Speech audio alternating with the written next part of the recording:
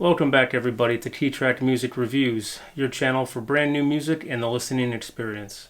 This is episode 3. We'll be talking about Christine and the Queen's latest album, Redcar, Les Adorables Etoiles, or in English, Redcar, The Adorable Stars.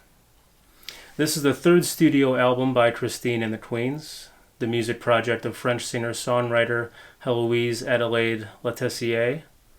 Also using the aliases Redcar or Chris, the artist is genderqueer and uses masculine pronouns. Therefore, Christine is a he in this review. Accolades include a 2016 win for Independent Breakthrough Artist of the Year from AIM Independent Music Awards and a 2019 win for the Artist Award from Attitude Magazine. He describes his music as freak pop and this album as rock opera. It was released November 11th, 2022 on the Because label, recorded in Los Angeles and produced by Christine and the Queens and Mike Dean. Looking at the cover, we see Christine in party mode with two male models in drag. My first impression was, I don't know who or what this is, but I just gotta know what it sounds like. The camera flash is like a spotlight, which makes everything look kind of cheesy, and I can almost hear some Fonzie in the background. As I came to learn, Christine was hugely influenced by his time at Madame Jojo's nightclub in London, where he worked with drag queen musicians.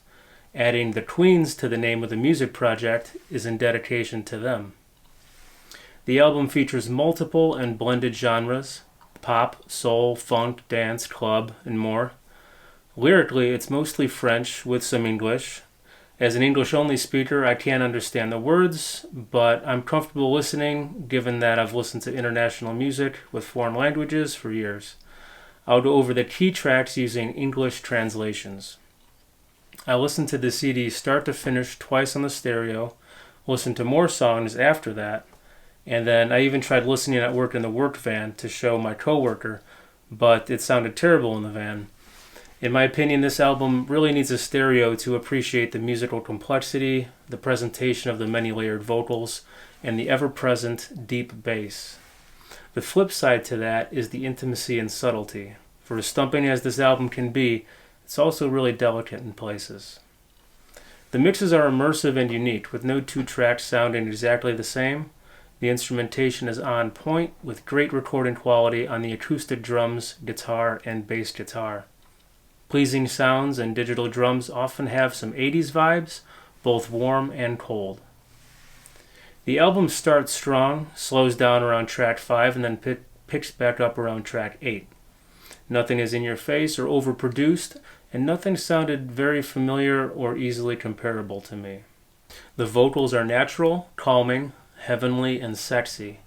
A lot of work was done to create vocal effects that enrich the main vocal track. Whether they are just repeating lines or just saying a word or two, they create a rich and engaging soundscape between the speakers that is easy to fall into and get attached to. Track 12, Angelus, is the only one where I think the super kick drum disrupted the feeling of the song and became a deal breaker. It's dead center in the mix, and it's just slapping you in the face from start to finish. Just bam, bam, bam, bam, bam. I'm exaggerating only a little bit, but I'm only bringing this up because I'm going to say it's better for dancing. It's not a sit and listen kind of track. Let's cover two tracks that are generally good, and then spend more time on two key tracks that are really brilliant. The first song is Rien Dire, Say Nothing, track number 4. It starts with a soft pulsing synth with a heavy rubber band bass synth in the back, and moves into an upbeat and happy feeling that reminds me of the beach, summer fun, and homecoming. It's the first track that sounds really modern and mainstream, with a modern DJ style beat instead of natural instruments or retro synths. The vocals are soft and pretty and low-key throughout. It makes me think of a movie trailer for the most amazing vacation that you can ever imagine. It reminds me of paradise. Track 10, Combien du temps? How long? This track has a funky, tight bass groove and real acoustic drums for a soul, psychedelic feel. The vocals are forward with a constant lyrical flow that keeps time with the groove. It's got a wide range of sounds and the closest thing to a guitar solo with some spare notes going off in the background. The keyboard and guitar outro is kind of reminiscent of classic rock. Moving on to the first key track, the first track off the album, My Bien Ami Bye Bye, My Beloved Bye Bye. I absolutely love this song. It's sophisticated pop music that delivers a perfect listening experience to the point where calling it a song doesn't really seem adequate. It oozes musicality and has that indescribable sense of authenticity that moves me emotionally. Everything about the music just seems correct, as if this song was always supposed to be. It starts with a very open acoustic drum kit playing a funky syncopated beat, angelic vocals with tons of reverb come in soon after, nestling in the middle of the mix.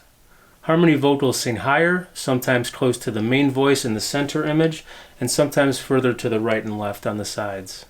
Guitar and bass play in tandem funkiness, and the bass guitar drives the groove throughout. A plucky guitar reminded me of Daft Punk a little bit from their latest album, the song Give Life Back to Music, and I think it blends in perfectly. I also love when bass guitar is used as a primary instrument rather than just keeping things together in the background. The bass really jams on this one, and I'd like to give credit where credit is due. Here's the bass player, French musician Sylvain Daniel. Thanks, dude. It's awesome. Okay, I'm going to read some of the lyrics now, leaving out repetition. Bye bye, my beloved, bye bye. My wife till I die, my wife till I die. So long, oh my baby, long gone. I only saw you for a moment. This life will last forever. That color, from the first morning of summer. Who binds you to me? Who binds you to me?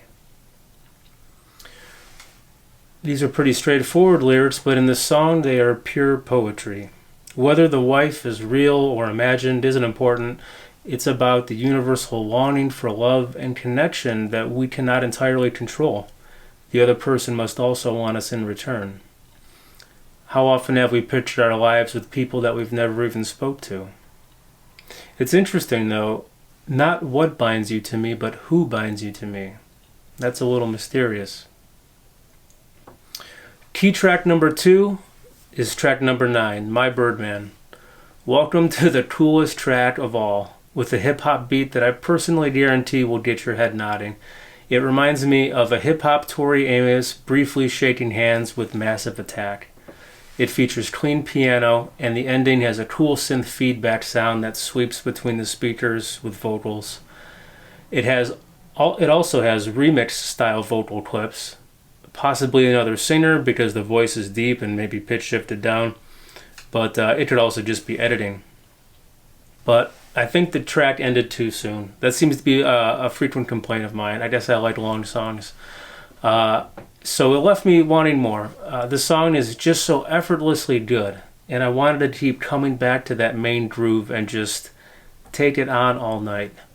It's 4 minutes and 20 seconds, but why not shoot for 6 minutes, you know? Just jam it out for another minute and 40 seconds.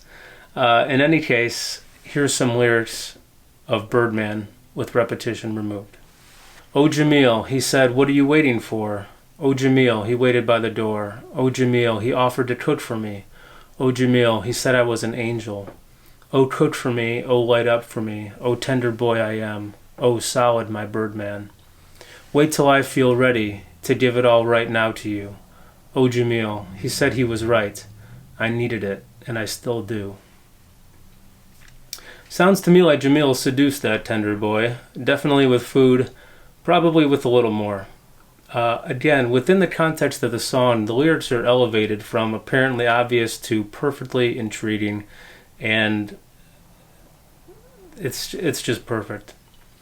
Overall, this album has a cohesive, mature, and authentic sound that will likely appeal to a wide variety of listeners.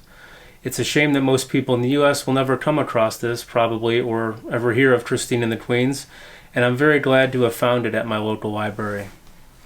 I'm starting my third personal collection of curated music, and the first track from this album, My Beloved Bye Bye, is definitely going to be on it.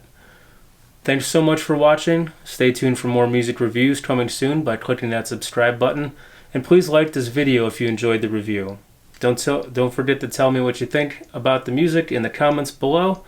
And until next time, my beloved, bye-bye.